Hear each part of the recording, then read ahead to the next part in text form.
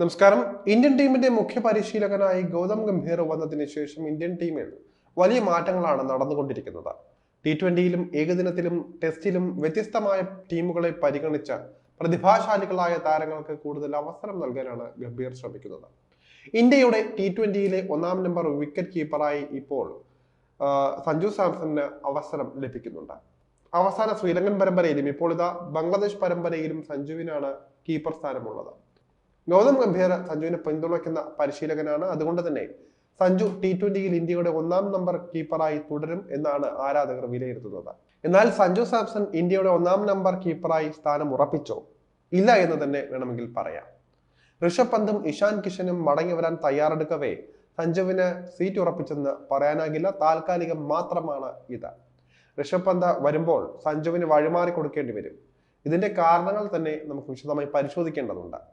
നിലവിൽ ഇന്ത്യയുടെ ഏറ്റവും മികച്ച വിക്കറ്റ് കീപ്പർ ആരാണെന്ന ചോദ്യത്തിന് ഋഷഭ് പന്ത് എന്നായിരിക്കും ടീം മാനേജ്മെന്റിന്റെ ഒറ്റ ഉത്തരം. ഋഷഭിന് വിശ്രമം അനുവദിക്കുമോ, കളിക്കാൻ സാധിക്കാത്ത പരിക്കോ വരുമ്പോൾ മാത്രമാണ് സഞ്ജു സാംസൺ ഉൾപ്പെടുന്ന ബാക്കപ്പ് വിക്കറ്റ് കീപ്പർമാർക്ക് അവസരം തന്നെ ലഭിക്കുക.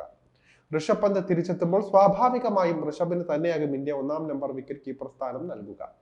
ഇന്ത്യൻ ടീമിന്റെ മുഖമായി നിൽക്കുന്ന താരമാണ് ഋഷഭ് പന്ത്. വിരാട് കോഹ്ലി, രോഹിത് ശർമ്മ എന്നിവർക്ക് ശേഷം എതിരാളികൾ കൂടുതൽ ഭയക്കുന്ന താരങ്ങളിൽ ഒരാളാണ് ഋഷഭ് പന്ത്.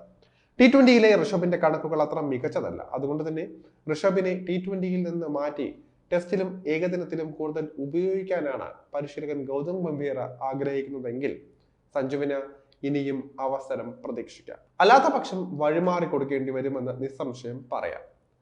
സഞ്ജു സാംസണെ ഇന്ത്യ T20 ടീമിലേക്ക് പരിഗണിക്കുന്നുണ്ടെങ്കിലും വലിയ ടീമുകൾക്കെതിരെ അദ്ദേഹത്തിന് അവസരം ലഭിക്കാൻ വിരളമായ സാധ്യതയാണ് ഉള്ളത്. ഓസ്ട്രേലിയ, ഇംഗ്ലണ്ട്, ന്യൂസിലൻഡ്, ദക്ഷിണാഫ്രിക്ക എന്നീ സേനാ രാജ്യങ്ങൾക്കെതിരെയെല്ലാം ഇന്ത്യ ഋഷഭ് പന്തിനെ തന്നെയായിരിക്കും മുഖ്യമായിട്ട് പരിഗണിക്കുക. ഋഷഭിന്റെ അഭാവത്തിൽ മാത്രമാകും സഞ്ജുവിന് ഒരുപക്ഷെ അവസരം പോലും ലഭിച്ചേക്കുക. സഞ്ജുവിനെ കുഞ്ഞൻ ടീമുകൾക്കെതിരെ മാത്രം പരിഗണിച്ച് വായടപ്പിക്കാനായിരിക്കും ടീം മാനേജ്മെന്റ് ശ്രമിക്കുക. കാരണം സഞ്ജുവിന്റെ ആരാധകർ അത്രത്തോളം ഇളകും. സഞ്ജുവിന് ഋഷഭിനെ പോലെ എതിരാളികളിൽ സമ്മർദ്ദം സൃഷ്ടിക്കാനുള്ള കഴിവില്ല എന്നാണ് പറയപ്പെടുന്നത് മാനേജ്മെന്റ് ഭാഗത്തു നിന്നും. ഋഷഭ് ഒറ്റയ്ക്ക് മത്സരം ജയിപ്പിക്കാൻ കഴിവുള്ള താരമാണ്, തെളിയിച്ചിട്ടുള്ളതുമാണ്. എന്നാൽ ഇത്തരമൊരു കഴിവ് സഞ്ജുവിന് ഇല്ല എന്ന് നമുക്ക് ചില മത്സരങ്ങളിൽ നിന്ന് തന്നെ വ്യക്തമാകുന്നതാണ്. കരിയറിൽ സഞ്ജു ഒറ്റയ്ക്ക് നിന്ന് ഇന്ത്യയെ ജയിപ്പിച്ച മത്സരമില്ല എന്ന് തന്നെ പറയാം. അത് തന്നെയാണ് അതിന്റെ കാരണവും. എന്നാൽ ഋഷഭ് ക്രീസിൽ നിൽക്കുന്നിടത്തോളം എതിരാളികൾക്ക് തോൽവി ഭയം ഉണ്ടാകും. സഞ്ജുവിന് മാച്ച് വിന്നറാകാൻ സാധിക്കാത്തത് താരത്തിന്റെ കരിയറിനെ പിന്നോട്ടടിക്കുന്ന ഒരു കാര്യം കൂടിയാണ്. നിലനിൽപ്പ് ഇല്ല എന്നതാണ് ഏറ്റവും വലിയ പ്രശ്നം. കാരണം ഒരു അത്യാവശ്യ ഘട്ടം വന്നാൽ സഞ്ജുവിനെ നമ്പി നമുക്ക് നിൽക്കാൻ പറ്റില്ല എന്നതാണ് യാഥാർത്ഥ്യം. ആക്രമണ ശൈലിയാണ് സഞ്ജു പിന്തുടരുന്നത്. ഏത് പന്ത് ക്ഷമയോടെ നേരിടണം, ഏത് ഘട്ടത്തിൽ ഏത് സാഹചര്യത്തിനനുസരിച്ച് ഉയരണം എന്നൊന്നും സഞ്ജുവിന് ഇപ്പോഴും പക്വത കിട്ടിയിട്ടില്ല എന്നാണ് ക്രിക്കറ്റ് നിരീക്ഷകർ അടക്കം പറയുന്നത്. ഋഷഭ് പന്ത് ഡൽഹിക്കാരനായ താരം കൂടിയാണ്. വലിയ പിന്തുണ ഋഷഭിന് അല്ലാതെയും ലഭിക്കുന്നുണ്ട്. ഋഷഭിനെ പ്രധാന T20യിൽ നിന്ന് മാറ്റി നിർത്താൻ ഗൗതം ഗംഭീറിനോ സെലക്ടർമാർക്കോ സാധിക്കില്ല. അപ്പോഴേക്കും ഋഷഭിനെ പിന്തുണയ്ക്കുന്ന പ്രമുഖരുടെ സമ്മർദ്ദം ഉണ്ടാകുമെന്ന് ഉറപ്പാണ്. ഋഷഭിനെ പിന്തുണയ്ക്കുന്ന വലിയ പ്രമുഖരുടെ നിര ഇന്ത്യൻ ടീമിനൊപ്പം ഉണ്ട് എന്നത് പറയേണ്ട ഒരു കാര്യമാണ്. ഋഷഭ് പന്ത് ഒരു ലെഫ്റ്റ് ഹാൻഡർ ആണെന്നതും ഒരു മുൻതൂക്കം നൽകുന്ന ഒരു കാര്യമാണ്. ഇന്ത്യക്ക് സഞ്ജുവിനെ ഓപ്പണറായി സത്യത്തിൽ ആവശ്യമില്ല. യശസ്വി ജയ്സ്വാളും ശുഭ്മാൻ ഗില്ലും എല്ലാം വരുമ്പോൾ സഞ്ജുവിന് ഓപ്പണർ സ്ഥാനത്ത് നിന്ന് മാറിക്കൊടുക്കേണ്ടതായി വരും.